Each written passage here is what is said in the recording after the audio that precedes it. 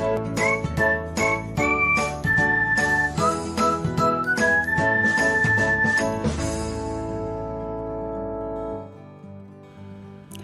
everyone, welcome back to another episode of Technologyglance.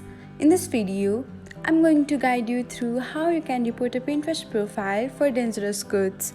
So, let's get started.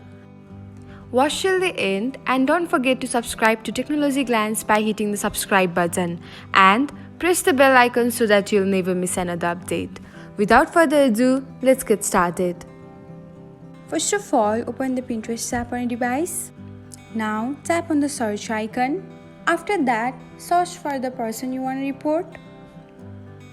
Then open any of the pins from them and then tap on the profile picture. After that, select the three dots icon and then select report. Next, you can find dangerous goods option. Tap on it and then select the report button. And that's it. This is how you can report a Pinterest profile for dangerous goods.